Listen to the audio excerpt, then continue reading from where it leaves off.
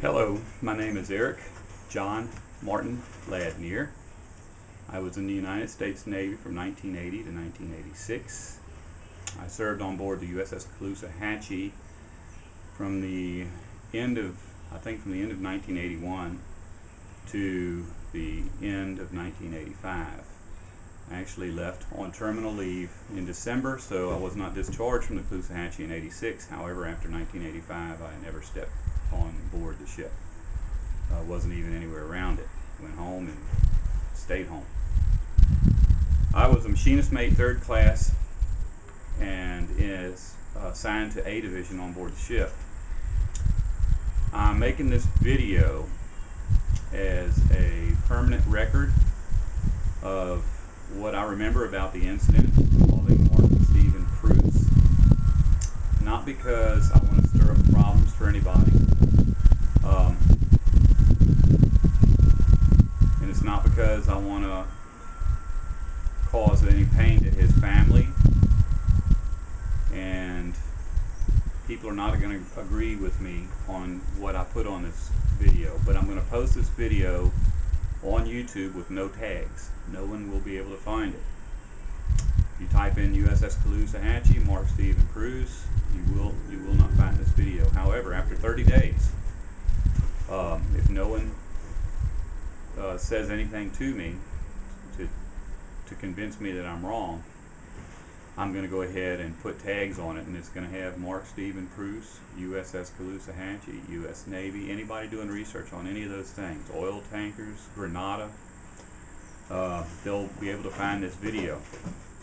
You have 30 days. This is going to be, everything I post on YouTube goes automatically to Twitter and Facebook, and all my Navy buddies that I'm in contact with are on Facebook and will be able to find this video.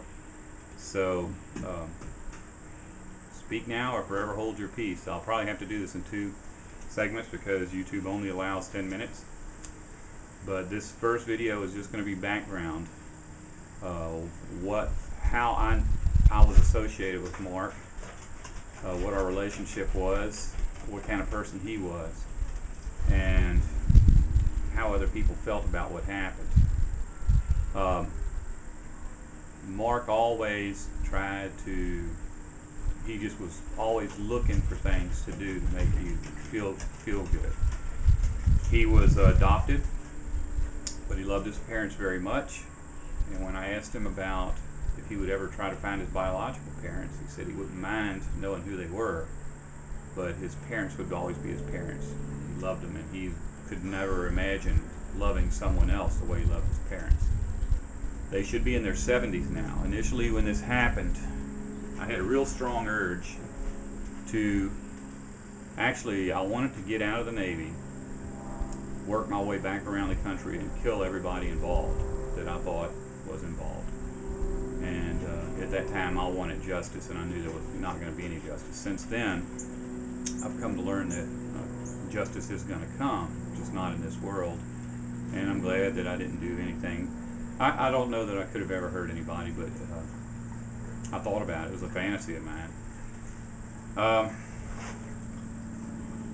Mark, here's a picture that he drew of me one day, and at the time it just blew my mind. I saved it. That's supposed to be me. It says on here, Navy, it's not just a job, it's an adventure. But anyway, yeah, he called me Cool Eric, and from that, I actually made these t-shirts, and a few people wore them. Member of the Cool Eric fan club. This is actual t-shirt from the Navy, 20-something years old. When Mark died, somehow they brought a Catholic priest in. His family was Catholic, and they had a ceremony on the cargo deck. It seems like we must have pulled into port in Virginia, I think, and they got a priest on board there, and they set up a video camera and they videotaped the priest. And this videotape they made was sent to his parents.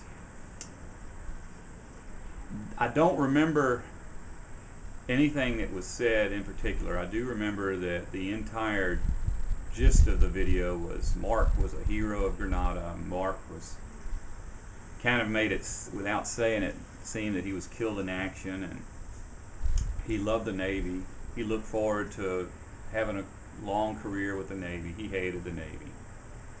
You know, it was just a bunch of lies. It was disturbing and shocking to us who really knew him. That really kind of makes light of somebody when you use their death as a tool to make the one thing he hated more than anything seem good. He enjoyed the company of his friends, and he enjoyed, you know, that his parents were proud of him and everything, but he didn't want to be there any more than I did. And we talked about that a lot. It's not something I'm speculating on. I know he really hated it, and he wasn't going to re-enlist.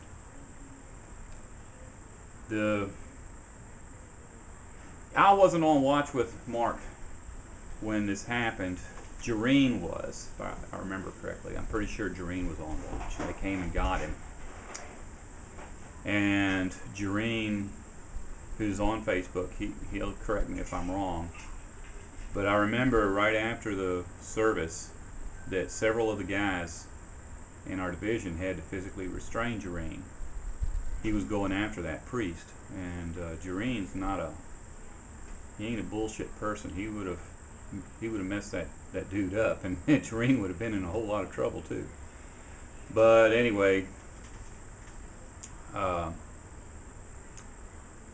guess my memory of events is going to be on the next video. But on this video, just know that Mark was a very good person that didn't like the Navy. He was killed by the Navy. He was killed coming back from Grenada, and this just needs to be said by somebody. You got 30 days. Once I post this and the next video, if you were in the Navy with me, you have 30 days to correct me or try to correct me. And I don't think anybody that I'm on Facebook with as a Facebook friend would have had anything to do with his death. But there is a Caloosahatchee group that I belong to, and I don't really, I remember the names that I've seen on the group, but I don't remember the people. And if they see this and they were involved, you know, it might make you feel bad. It shouldn't make you feel scared. I'm sure nobody's interested. But you've got 30 days, and I'm going to put the tags on here, and anytime somebody does any research for the rest of, as long as YouTube exists, they'll find out what happened, according to me.